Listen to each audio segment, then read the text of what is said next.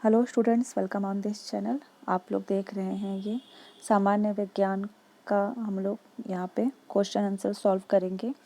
और ये स्टूडेंट्स ये वीडियो इस समय जितने भी कॉम्पिटिटिव एग्ज़ाम्स आए हुए हैं, ये आपके जूनियर एडिट का जो टीचिंग का निकला हुआ है वैकेंसी, उसमें भी आपके जीएस के सारे क्वेश्चंस पूछे गए हैं। और भी सभी एग्ज़ाम्स आर ओ के हैं, सारे जनरल साइंस के क्वेश्चंस को सॉल्व किया जा रहा है। तो देखिए इस वीडियो को, चलिए सॉल्व करते हैं। ओके, और इसके पूरे 100 क्वेश्चंस को इसको सीरीज़ वाइज सॉल्व कराया जाएगा। तो जुड़े रहिए चैनल से और चलिए देखते हैं क्वेश्चंस को। देखिए स्टूडेंट, इसमें पहला क्वेश्चन पूछा गया है, आपको स्क्रीन पर दिखाया गया है। ये है वायु दाब हवा के घनत्व से संबंधित है। यह खोज 1662 में किसके द्वारा किया गया था? क्वेश्चन है ये कि वायु दाब हवा के घनत्व से संबंधित है और यह खोज 1662 ईस्वी में किसके द्वारा किया गया था? इसका सही आंसर होगा रॉबर्ट बॉयल। रॉबर्ट बॉयल ने वायु दाब हवा के घनत्व से संबंधित है, यह खोज किया था 1662 ईस्वी में। अगला क्वेश्चन है ये, किस शहर में सल्फर डाइऑक्साइड प्रदूषण सबसे ज़्यादा है? किस शहर में सबसे ज़्यादा SO2 का यहाँ पे पोल्यूशन है? तो इसका सही आंसर हो जाएगा ऑप्शन डी, मिलान। ये इसका सही आंसर हो जाएगा। मिलान जो शहर है, यहाँ पे SO2 का प्रदूषण सबसे ज़्यादा है। अगला क्वेश्चन है, प्रदूषण नियंत्रण अनुसंधान संस्थान कहाँ स्थित है? तो ये होगा हरिद्वार में। ऑप्शन बी सही आंसर होगा कि प्रदूषण नियंत्रण अनुसंधान संस्थान हरिद्वार में स्थित है। अगला है, परमाणु विकिरण से आँख की कौन सी बीमारी होती है? तो मोतियाबिंद। ऑप्शन ए, परमाणु विकिरण से आँख की इसमें मोतिया बीमारी होती है। अगला क्वेश्चन है, एक मानव शिशु में दांत निकलने की प्रक्रिया किस उम्र से शुरू होती है? तो ये 7 महीने से शुरू होती है दांत निकलने की प्रक्रिया मानव शिशु में। नेक्स्ट है, सेलोफेन बनाने के लिए किस सामग्री का प्रयोग किया जाता है? तो इसका ये बनाने के लिए सेलोफेन बनाने के लिए सेलुलोज का प्रयोग किया जाता है। ऑप्शन सी इसका सही आंसर होगा।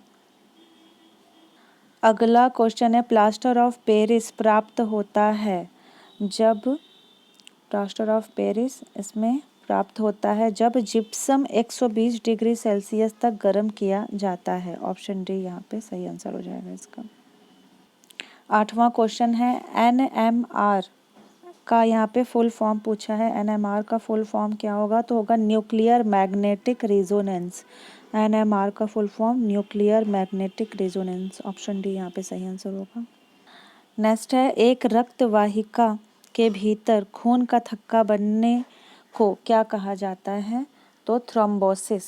एक रक्त वाहिका के अंदर जब खून का थक्का जम जाता है, बन जाता है, तो उसे थ्रोम्बोसिस कहते हैं। अगला है, निम्नलिखित में कौन सा कथन कैथोड किरणों का अभिलक्षण नहीं है?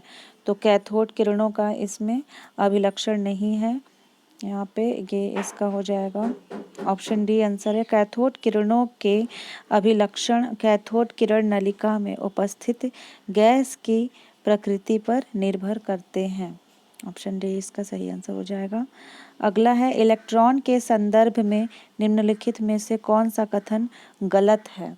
11वां क्वेश्चन पूछा गया है कि इसमें कौन सा कथन गलत है इलेक्ट्रॉन के संदर्भ में।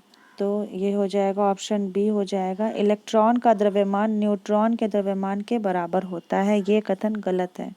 बाकी ये ऑप्शन ए, यह ऋण आवेशित कण होता है, यह सभी परमाणुओं का मूल अवयव होता है और यह कैथोड किरणों का अवयव होता है। ये तीनों सही हैं और गलत होगा, इलेक्ट्रॉन का द्रव्यमान न्यूट्रॉन के द्रव्यमान से के बराबर होता है। अगला है, वह स्थिति जिसमें नेत्र गोलक के भीतर का दाब सामान्य से बढ़ जाता है, इसको क्या कहते हैं? तो इसको कहते हैं ग्लूकोमा। ऑप्शन सी यहाँ पे सही आंसर है। नेक्स्ट है, टाइफाइड के टीके का आविष्कार किसने किया था? तो ए फिक ने। टाइफाइड के टीके का आविष्कार ए फिक ने किया था। 13 का ऑप्शन बी यहाँ पे सही आंसर हो जाएगा। अगला है, परमाणु के थॉमसन मॉडल द्वारा परमाणु के निम्नलिखित में से किस गुणधर्म की सही व्याख्या की जा सकी है? तो इसका हो जाएगा परमाणु की समग्र उदासीनता। ऑप्शन ए यहाँ पे सही आंसर होगा। अगला है दो परमाणु समभारिक कहलाते हैं। दो परमाणु समभारिक कहलाते हैं यदि प्रोटॉनों व न्यूट्रॉनों की संख्या का योग समान हो परंतु प्रोटॉनों की संख्या भिन्न हो। ऑप्शन डी इसका सही आंसर होगा कि दो परमाणु समभारिक कब होता है? जब प्रोटॉन और न्यूट्रॉन की संख्या का योग समान हो लेकिन प्रोटॉनों की संख्या अलग हो। अगला है जंगली जंतु विशाल पांडा का भोजन क्या है? तो इसका है बांस के मुलायम तने व पत्तियां खाता है विशाल पांडा। अगला है ग्लाइकोजन एक समबहुलक है जो बना होता है। ग्लाइकोजन बना होता है ग्लूकोज इकाइयों का। ग्लाइकोजन एक समबहुलक है जो कि बना होता है ग्लूकोज इकाइयों का। अगला है पृथ्वी एक गोले का सन्निकट रूप है यदि इसके अभ्यंतर में हर स्थान पर एक समान घनत्व का द्रव्य नहीं है तो पृथ्वी के पृष्ठ पर गुरुत्वीय त्वरण क्या होगा?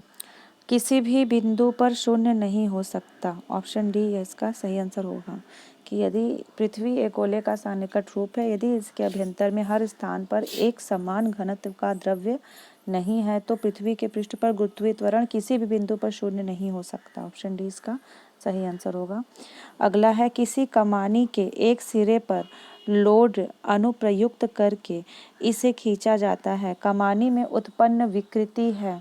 कमानी में उत्पन्न विकृति होगा यहाँ पे अनुदैर्ध्य व एवं अवरूपण। यहाँ पे ऑप्शन सी यहाँ पे सही आंसर होगा। अगला क्वेश्चन है कि शर्कराओं को तकनीकी रूप से कार्बोहाइड्रेट कहा जाता है जिसका संकेत उस तथ्य से होता है कि उनके सूत्र H2O के केवल गुणज होते हैं। इस प्रकार हेक्सोज में कार्बन के 6 हाइड्रोजन के 12 और ऑक्सीजन के 6 अणु होते हैं। ग्लूकोज एक हेक्सोज शर्करा है तो निम्नलिखित में से एक दूसरा हेक्सोज चुनिए। इसका सही आंसर हो जाएगा ऑप्शन ए फ्रक्टोज, यहाँ पे फल शर्करा। नेक्स्ट क्वेश्चन है कि सजीवों का सबसे प्रचुर मात्रा में रसायन कौन सा हो सकता है? तो ऑप्शन बी जल। जल जो है इसमें सजीवों का सबसे प्रचुर मात्रा में रसायन ये हो सकता है। नेक्स्ट है कि किसी तार का ताप दोगुना कर दिया जाता है तो इसका यंग प्रत्यास्थता गुणांक क्या होगा? तो ये इसका यंग प्रत्यास्थता गुणांक घट जाएगा। तो ऑप्शन डी यहाँ पे सही आंसर होगा इसका। इसी के साथ ये वीडियो यहीं पे हम रोकते हैं। इसके आगे के क्वेश्चंस को अगले पार्ट में देखिएगा। जुड़े रहिए इसी चैनल से। इसके लिए आप इस चैनल को सब्सक्राइब कर लीजिएगा और इसको ज़्यादा से ज़्यादा शेयर कीजिए स्टूडेंट्स। सभी के लिए ये बहुत ही इम्पॉर्टेंट वीडियो होगा तो प्रैक्टिस कीजिए और ज़्यादा से ज़्यादा क्वेश्चंस को सॉल्व कीजिए। सब्सक्राइब कीजिए इस चैनल को और लाइक कीजिएगा अगर आप लोगों को पसंद आया तो। Thank you for watching this video. Keep watching.